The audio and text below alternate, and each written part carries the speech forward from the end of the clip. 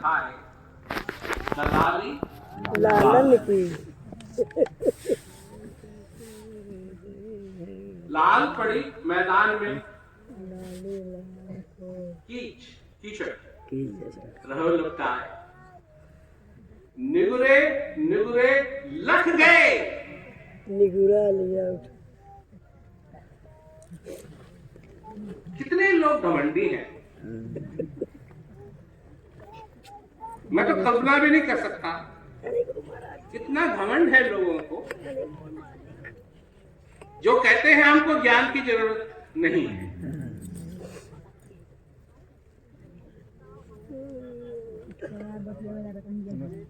जो व्यक्ति अंधेरे में कह रहा है मेरे को लाइट की जरूरत नहीं है, क्या है वो? बुद्धिमान है। लाइट का मतलब ही क्या है? दिए का मतलब ही क्या है? दिया होता क्या है?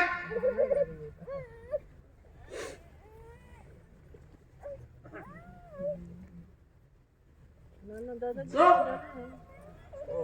निगरे निगरे लख गए और सगुरा लिया उठाए। सगुरा उठाओ तो नहीं रहता।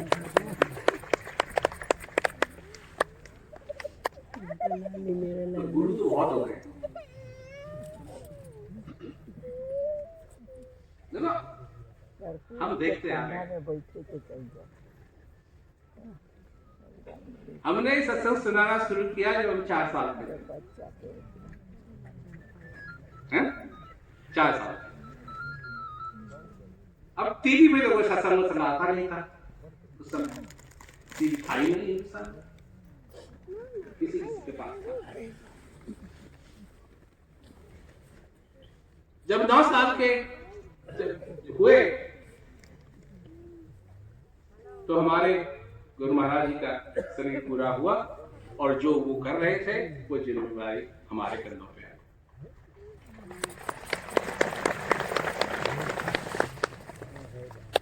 तो 9 साल का लड़का क्या करेगा? न मैंने गीता पढ़ी, न बाइबल, न कुरान, न उपनिषद, और हमसे बहुत बहुत पढ़े लिखे विद्वान, महाविद्वान, विद्वानों के विद्वान, जिनके टीके यहां से शुरू हो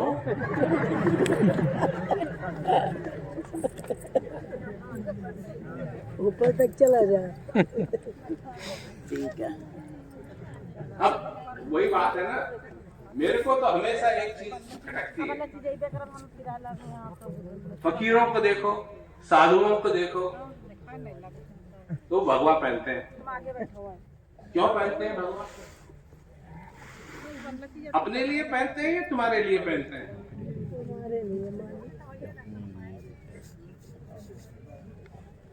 अपने लिए पहनते हैं, तुम्हारे लिए पहनते हैं?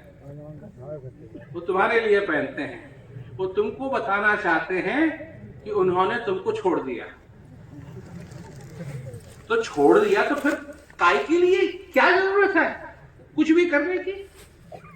बैठो और उसके साथ अपनी लौ लगाओ, उसकी साधना करो, अपने जीवन को सफल करो।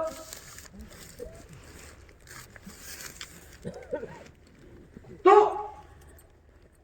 जब मैं 9 साल का था तो बहुत विद्वान लोग हमारे पास आते थे, और आते थे इसलिए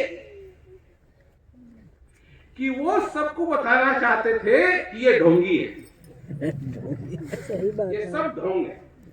बहुत लोग बोलेंगे। जब हम सत्संग सुनाते थे कहते थे नहीं नहीं ये नहीं बोल रहा है, टेप रिकॉर्डर लगा रखा है नीचे।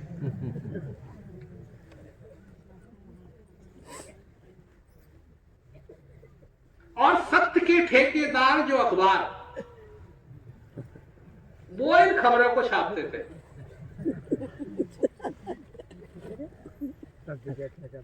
तो जब ये बड़े बड़े लोग आते थे शंका समाधान के लिए, पहली बात हमको शंका क्यों हो रही है?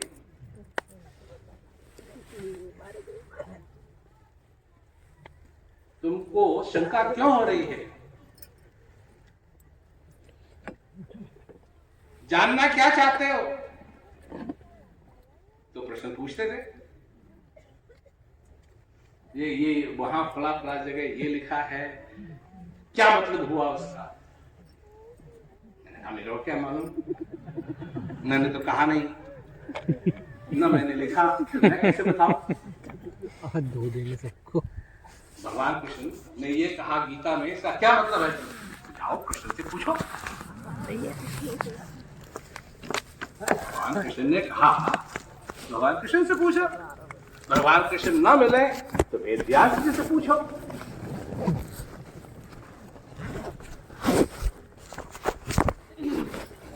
तब मैं कहता था मेरे से अगर पूछना है तो ये पूछो,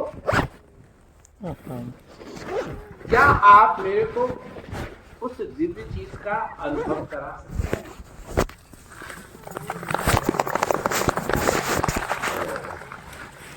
बस।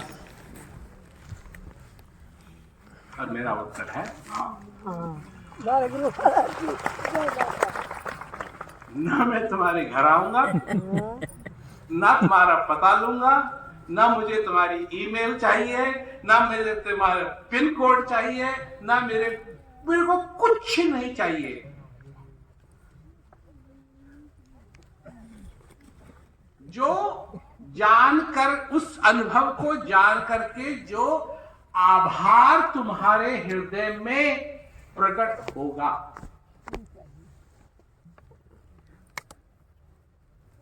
और उस आभार पे अगर मेरा नाम लिखा है तो वो मुझे चाहिए। जय गुरु महाराज। और नहीं कुछ चाहिए मेरे। वो तब पहले अनुभव होना चाहिए, और अनुभव में और तुम में क्यों नहीं होगा अनुभव? अगर स्पष्टता नहीं। यहां चाहिए स्पष्टता, यहां आभार, हृदय में आभार, यहां ऊपर स्पष्टता, यहां आभार, और यहां भोजन। पेट में भोजन। नहीं, भोजन बहुत जरूरी है भाई। चली कैसे गाड़ी? कितने लोगों के पास सेल फोन है? अरे प्रभु जी, हाथ ऊपर करो ना, क्या शर्म आ रही है तुमको? खुद ही तो खरीदा।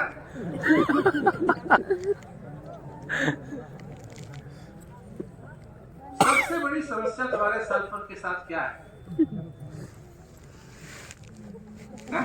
Internet, charging.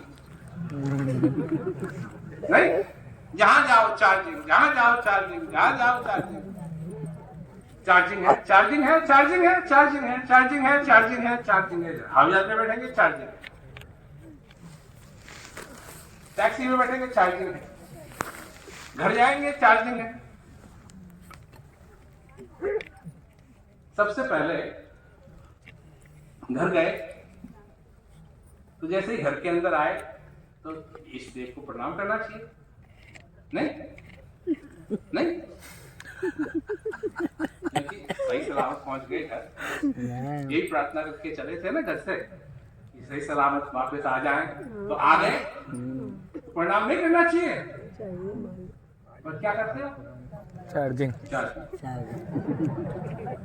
क्योंकि तुमको मालूम है बिना चार्ज के वो फोन किसी काम का नहीं।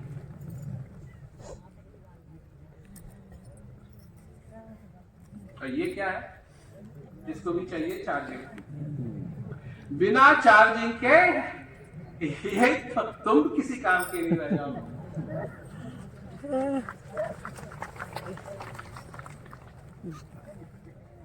नहीं, समझने की बात, बड़ी सरल चीजें हैं तीन, जो कोई भी समझ सकता है, बच्चा भी समझ सकता है। उसके लिए भी स्पष्टता, आभार, और शरीर को खाना मिले, पौष्टिक खाना मिले, तंदुरुस्त रहो। तंदुरुस्त रहना हिंदुस्तान में आसान नहीं है। दिख नहीं था पीछे हवा जहरीली कर दी, पीछे में हवा जहरीली कर दी, और इतनी जहरीली कर दी कि पूछो मत। अभी थोड़े दिन पहले एक मीटर है, एक चीज, उसको कहते हैं AQI, एयर क्वालिटी इंडिकेटर। तुमने खरीदा, तुमने लगाया, जहां भी रहता हूं मैं उसको लगाता हूं, उसमें दिखाया है कितनी खराब है हवा, पूछो। तो तंदुरुस्त रहना, स्पष्टता हो, क्लियरिटी हो, बहुत जरूरी। क्यों? कि ये जो मनुष्य शरीर मिला है, ये बार बार नहीं मिलेगा, ये बार बार नहीं मिलेगा, और ये तुमको मालूम है। परंतु तुम जाते हो उन लोगों के पास जो कहते हैं नहीं नहीं नहीं, मरने के बाद तुम्हारा ये होगा, वो होगा, तुम वहां जाओगे, तुम फला से मिलोगे, तुम ढिकाने से मिलोगे, तुम उससे होगा, तो ये होगा, वो होगा, वो होगा, वो होगा, सारी उठ पटांग बातें। अब तुम्हारी अगर शादी हो रही हो, तो तुम्हारी पत्नी तुमसे आके कहे कि जी ऐसा है, शादी कर लेते हैं, फिर हम अलग रहेंगे, तुम अपने रास्ते जाओ, हम अपने रास्ते जाएंगे। सुन लो मेरी बात कर, तुम अपने रास्ते जाओ, हम अपने रास्ते जाएंगे। और औरत कहे कि हर महीने मैं आपको हमारे जितनी भी बिल होंगे मेरे, आपको भेज दूंगी, और आप उन बिलों को चुका देना जीवन भर। फिर मरने के बाद जब तुम भी मर जाओगे और मैं भी मर जाऊंगी, हम दोनों इकट्ठा, दोनों साथ नहीं बढ़िया अरेंजमेंट रहेगा। तुमको फिर कोई पक नहीं करने की जरूरत पड़ेगी, कोई तुमको तंग नहीं करेगा, कोई परेशान नहीं करेगा, और तुम्हारी बीवी की तो किस्मत खुल जाएगी, जाएगी शॉपिंग, हर रोज जाएगी, कोई उसको रोकने वाला होगा नहीं, और जाएगी, और जितने बिल होंगे वो सब तुमको भरने पड़ेंगे। बढ़िया हो जाएगा नहीं?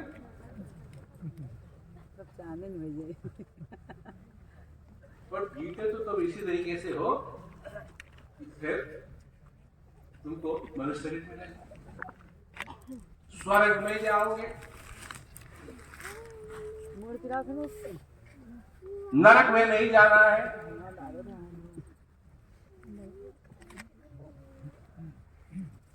नरक में नहीं जाना है, इच्छा है जाने की? नहीं ना, इसीलिए तो जाके कितने ही लोगों ने कुंभ ना आया, करोड़ों लोगों ने डुबकी लगाई।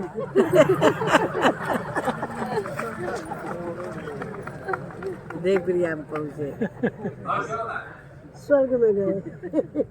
इसीलिए तो लगा कि नरक में जाना पड़ेगा।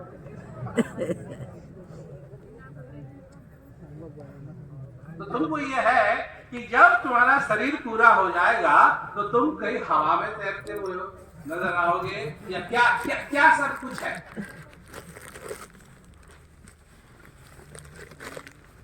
YouTube में हजारों लिटिल फुटेज, यहाँ लिटिल फुटेज, यहाँ कोई कुछ कह रहा है, कोई कुछ कह रहा है, सरासर झूठ बोल रहे हैं।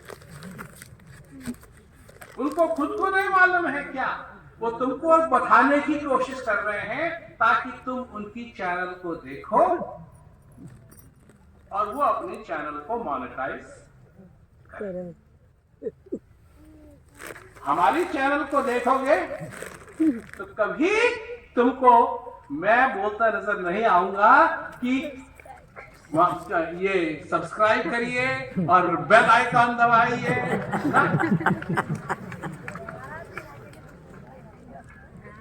क्योंकि मेरे को मोनेटाइज एक्सरसाइज कुछ नहीं करना।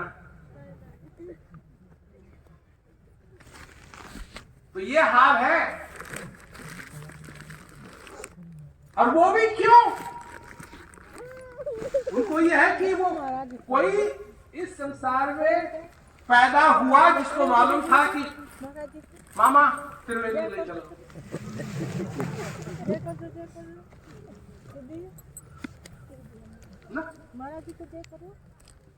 ये बात भी किसी ने तुम्हारे कान में डाली।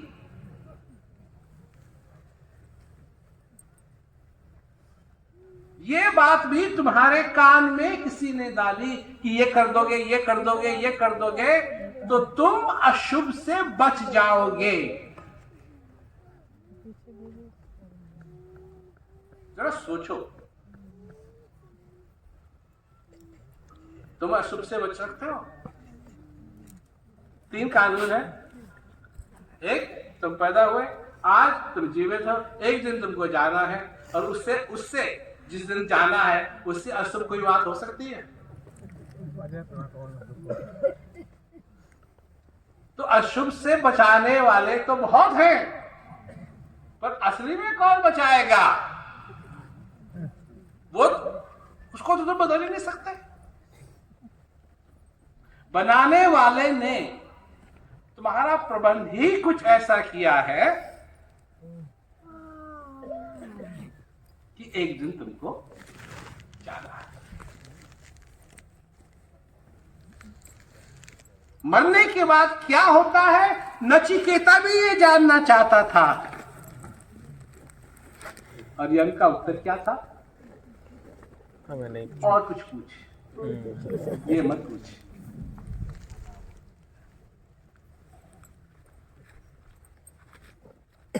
ये मत पूछ। और हम यहाँ लोग हैं जो घंटों घंटों हमारा टाइम बर्बाद करना चाहते हैं। तो मरने के बाद ये होगा, ये होगा, ये होगा, ये होगा। हर एक धर्म की बात कर रहा हूं। कोई कहीं जाएगा, कोई कहीं जाएगा, किसी के साथ ये होगा, किसी के साथ वो होगा। और होगा क्या? होगा क्या? ये जो श्वास आ रही है, जा रही है, ये बंद। और जैसे ये बंद हुई, यहां लोग बैठे हैं, कितने लोग बैठे हैं, सबको देख रहा हूं मैं।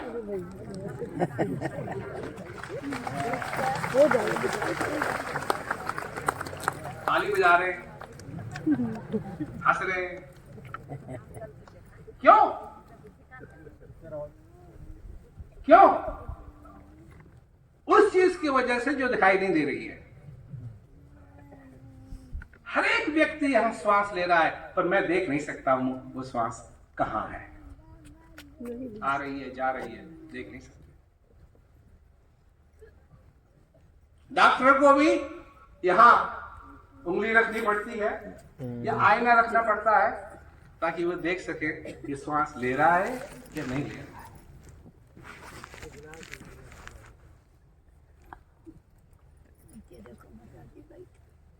और इसमें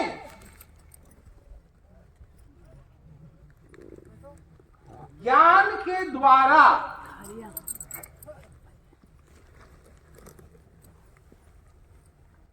मेरे को इस श्वास से गुरु महाराज जी बांध देते हैं।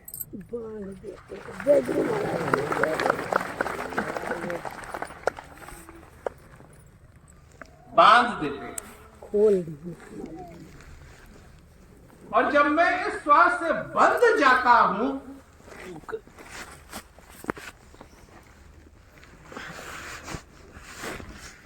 सारी चिंताओं को छोड़ के जब मैं उस दिव्य के और नजदीक और नजदीक और नजदीक और नजदीक आने